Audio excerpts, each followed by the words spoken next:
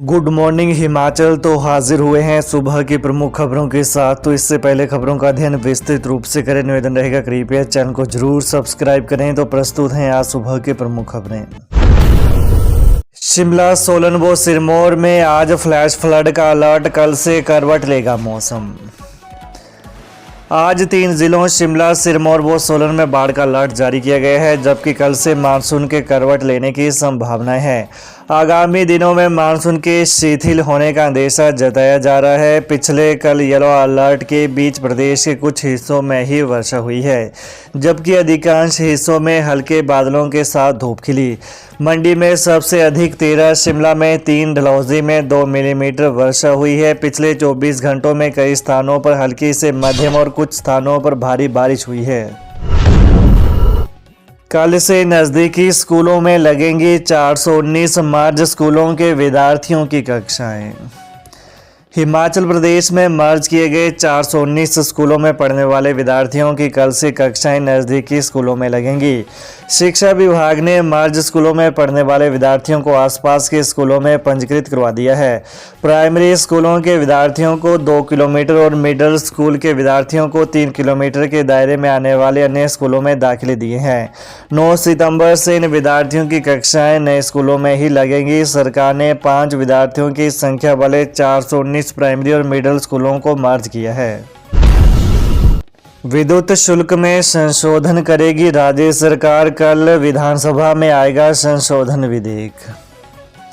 राज्य सरकार विद्युत शुल्क में संशोधन करने जा रही है। इसके लिए राज्य सरकार की तरफ से कल मुख्यमंत्री सुखविंदर सिंह सुक्खू की तरफ से हिमाचल प्रदेश विद्युत शुल्क संशोधन विधेयक 2024 को प्रस्तुत किया जाएगा। विधानसभा के मौजूदा मानसून सत्र में सरकार पहले ही विद्युत शुल्क में संशोधन का संकेत दे चुकी है। इसके तहत प्रदेश में औद्योगिक निवेश को ध्यान में रखते हुए राज्य सरकार पड़ोसी राज्यों से 1 रुपये प्रति यूनिट बिजली की दरें निर्धारित कर सकती है, ताकि प्रदेश में नए उद्योग आएं तथा पहले से लगे उद्योग पलायन न करें। प्रदेश में बिना पंजीकरण गांव में घूम रहे प्रवासी। हिमाचल प्रदेश में बढ़ रही प्रवासियों की संख्या प्रदेश के लोगों की सुरक्षा के लिए खतरा उत्पन्न कर सकती है। पिछले कुछ वर्षों में हिमाचल प्रदेश में प्रवेश करने और आवागमन करने वाले प्रवासियों की संख्या में उल्लेखनीय वृद्धि देखी गई है। हालांकि प्रवासन अपने आप में कोई समस्या नहीं है और अक्सर बेहतर अवसरों की खोज से प्रेरित होता है, लेकिन हिमाचल प्रदेश में जिस तरह प्रवासियों की संख्या बढ़ रही है उसने कई चिंताएं उत्पन्न कर दी है। इन प्रवासियों में से एक बड़ी संख्या को सड़क पर सामान बेचते हुए, हिंदू संतों के रूप में भिक्षा मांगते हुए और अन्य अनौपचारिक आर्थिक गतिविधियों में विशेष रूप से फेरी वालों के रूप में हिमाचल प्रदेश के शहरी और ग्रामीण क्षेत्रों में देखा गया है। इस स्थिति की सबसे चिंताजनक बात यह है कि प्रदेश के पुलिस थानों में इन प्रवासियों का सही तरीके से पंजीकरण नहीं किया जा रहा है। जहां पंजीकरण किया भी जा रहा है वहां भी ऐसा लगता है कि उनके दस्तावेजों की उनके संबंधित राज्यों के पुलिस थानों से पूरी तरह से जांच नहीं की जा रही है। प्रदेश में कई जगह पर लोगों ने अपने स्तर पर प्रवासियों की जाँच शुरू कर दी है। इसके अलावा यह देखा गया है कि इन प्रवासियों में से एक समान रूप से बड़ी संख्या के आधार कार्ड पर जन्म तिथि 1 जनवरी अंकित है।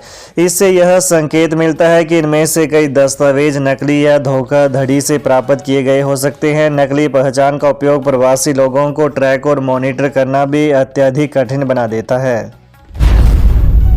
HRTC के 87 रूटों को 573 आवेदन, 20 रूटों को नहीं मिले खरीदार। HRTC द्वारा सरेंडर किए गए रूटों को हासिल करने में निजी बस ऑपरेटर अच्छी दिलचस्पी दिखा रहे हैं। इनका काफ़ी ज़्यादा रुझान इसमें सामने आया है। प्राइवेट ऑपरेटरों ने सरेंडर रूटों के बारे में पूरी पड़ताल के बाद आवेदन किए हैं और सामने आया है कि 87 रूटों के लिए 573 लोगों के आवेदन आए हैं। इन रूटों को मई महीने में विज्ञापित किया गया था और अभी तक आवेदन लिए जा रहे हैं। इसके बाद भी अब सरकार ने 168 और रूटों को सरेंडर करने की अनुमति दे दी है, जिनको भी विज्ञापित कर दिया गया है। खिलाड़ियों की डाइट मनी बढ़ी, अब 120 के बजाय मिलेंगे इतने रुपए, अधिसूचना जारी। हिमाचल में स्कूलों की अंडर 14 खेलकूद प्रतियोगिताओं में खिलाड़ियों को अब 250 रुपये डाइट मनी मिलेगी। सरकार ने डाइट मनी 120 से 250 रुपये कर अधिसूचना जारी कर दी है। प्रारंभिक शिक्षा निदेशालय ने जिलाधिकारियों को नई व्यवस्था लागू करने के निर्देश दिए हैं। डाइट में अब पनीर और केला भी शामिल किया गया है।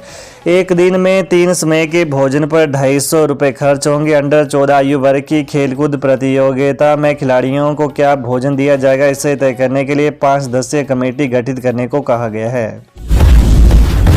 हिमाचल में प्यारी बहनों के खाते में आते रहेंगे 1500। सरकार ने लागू की नई शर्त, इस वजह से हो रही देरी। इंदिरा गांधी प्यारी बहना सुख सम्मान निधि योजना के तहत वित्तीय वर्ष 2024-25 में 22.84 करोड़ रुपए के बजट का प्रावधान किया गया है।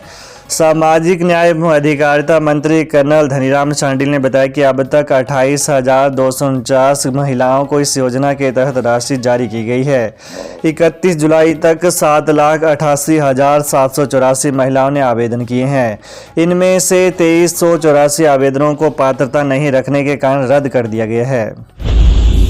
शिक्षा निदेशालय की मंजूरी बिना बाहरी गतिविधियों में नहीं लगेंगी स्कूली शिक्षकों की ड्यूटियां।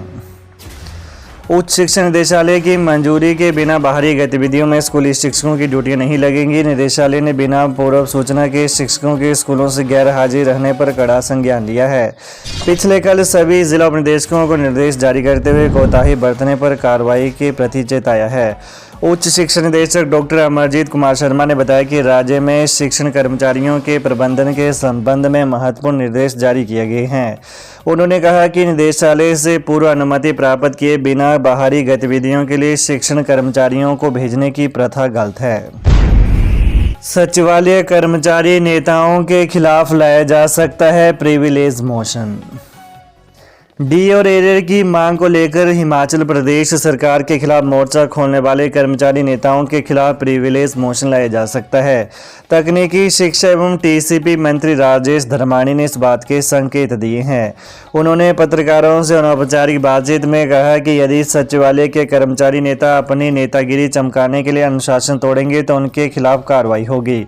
उन्होंने कहा कि प्रिविलेज मोशन लाना या नहीं लाना भविष्य की बात है, लेकिन कर्मचारियों को अनुशासन के दायरे में रखकर कार्य करना होगा। कहा कि कुछ कर्मचारी नेताओं को कंडक्ट रूल के तहत नोटिस हुए हैं। कहा कि मुख्यमंत्री ने सिर्फ इतना कहा था कि राज्य सरकार 6 माह तक डीए देने की स्थिति में नहीं है। इसके लिए जनजातीय एवं कठिन क्षेत्र से लेकर पूरे प्रदेश में सेवाएं देने वाले कर्मचारी तैयार हो गए थे, लेकिन सचिवालय के 4 से 5 कर्मचारी नेताओं ने भड़काने का काम किया। कहा कि ऐसा माहौल बनाने की कोशिश की गई कि सरकार की तरफ से लिया जाने वाला सारा कर्ज प्रदेश के नेताओं के खिलाफ खर्च किया जा रहा है। कहा कि इसको लेकर श्वेत पत्र लाया जाना चाहिए ताकि यह पता चल सके कि किसके ऊपर कितना खर्च हो रहा है। दूसरी तरफ उन्होंने कहा कि प्रदेश के part time worker, multitask worker और आउटसोर्स कर्मचारी भी सरकार के साथ खड़े हैं। उल्लेखनीय है कि हिमाचल प्रदेश सचिवालय सेवाएं कर्मचारी महासंघ के प्रधान संजीव शर्मा के नेतृत्व में प्रदेश सचिवालय के सभी संगठनों ने डीए एवं एरियर की मांग को लेकर सरकार के खिलाफ मोर्चा खोला है। तो ये रही आज सुबह की फटाफट ताज़ा खबरें। तो प्रदेश की ताज़ा खबरों को जानने के लिए कृपया चैनल को अभी सब्सक्राइब करें। धन्यवाद।